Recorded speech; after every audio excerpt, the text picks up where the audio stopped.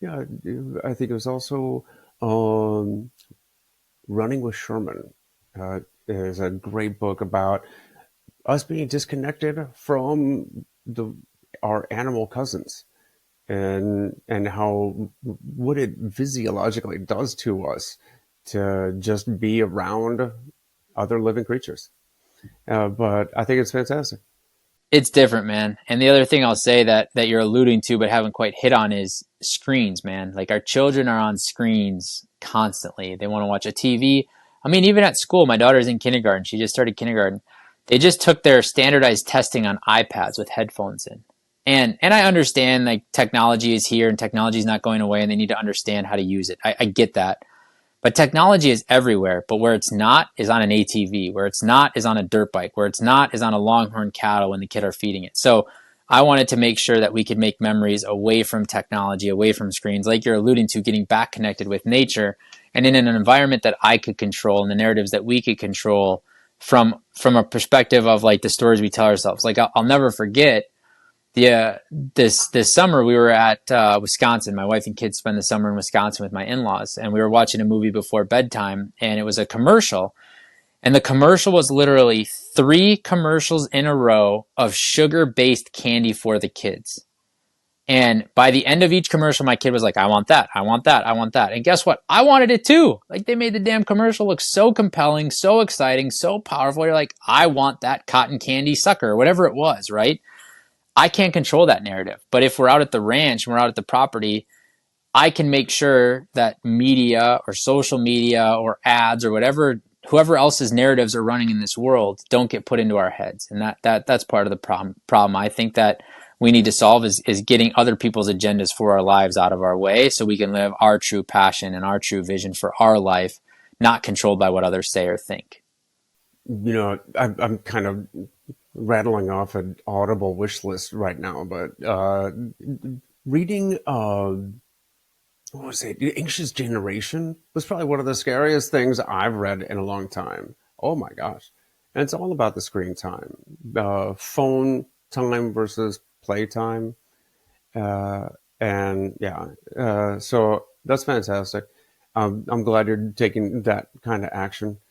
And what were some of the biggest challenges that you faced uh, taking the helm of uh, Yoga Abundance, and what were some of the surprises? Yeah, I would say there have been so many challenges, but behind every one of those challenges is a gift and a blessing. So I don't really even look at any of them as challenges. I look at them all as gifts and lessons, just a perspective that I have and live with. Um, the most eye opening things for me have just been how slow things take. I'm not a very patient human being, but when you're trying to move the Titanic, it doesn't turn on a dime. And so we have a big organization with a lot of people. It doesn't just change on a dime. What surprised me is just how consistent you need to remain with the vision and the plan you have for your business and remind people every day of where you're going and why you're going there. So they have to be bought back in essentially every single day. What surprised me is just how powerful culture is. It's like that underlying current that nobody talks about is that riptide that takes you away into the ocean, but it's there whether you want to admit it or not. And when you lose it, it's really, really hard to get it back. And when you have it, you're limitless, like you're bulletproof. And so it was very complicating to get the vision, the culture, excuse me, back into the organization, the ethos that was GoBundance when it first started. To get that back was hard. It had been lost for a moment in time, and it wasn't lost because of anybody's intentionality of like we're going to burn this culture to the ground. It was just lost because at the end of the day, the culture is established by the leaders. And so you have to lead through those changes. You have to lead through those revisions. You have to be willing to get the feedback from people to make the course corrections needed. And so, when I think through like the challenges and all that stuff, I mean, one of the challenges for me early on, which is now like, again, a great gift and a great blessing was like, I was standing in front of a room on a stage with a microphone leading 250 men, all eyes on me, all activities from what I was saying.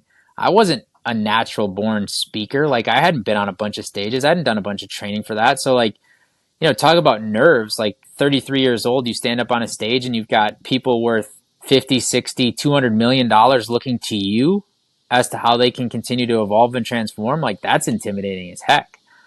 But what's cool is when you do it vulnerably and be like, guys, I don't know all the answers, but here's something I'm working on. Or, one of the things I had the mastermind on an event was I said, the magic you're seeking lies in the work you've been unwilling to do. I want you to take 2 minutes and write down what you've been avoiding. And then I want you guys to go around the table and talk about what you've been avoiding and why you've been avoiding it. The transformation that occurred from that one simple question was mind blowing. People still talk about it. And all I did was share something that I was working on. I was like, what work have I been unwilling to do? I'm like, oh my gosh, that's everything I've been seeking. And it's not because I don't want to, it's because I've been unwilling to. Well, now I just got to get to it. I just got to do it. I just got to become it. And so, it's been a very humbling journey. It's been a very rewarding journey. And candidly, I think we're just getting started. My mission of changing the world resonates through what we're doing in the GoBundance community. And I truly believe if we can lift men up to be better men, that means they'll be better husbands. That means they'll be better fathers. That means they'll be better contributors to their community, maybe better business leaders if they own businesses, which ultimately has a ripple effect. Because whether we want to admit it or not, every single one of us impact the people around us, right? You throw a stone in the water, people see the splash. What people don't necessarily pay attention to is the ripple. And the ripple is always there. So when you make changes in your life, when you make transformation in your life, the ripple effect hits the people around you. So if we can help men be better men, that ripple effect will impact their children. It'll impact their spouse. It'll impact the schools. It'll impact their business. It'll impact the gas station down the road. And now all of a sudden we're changing the world. And that's freaking exciting, man.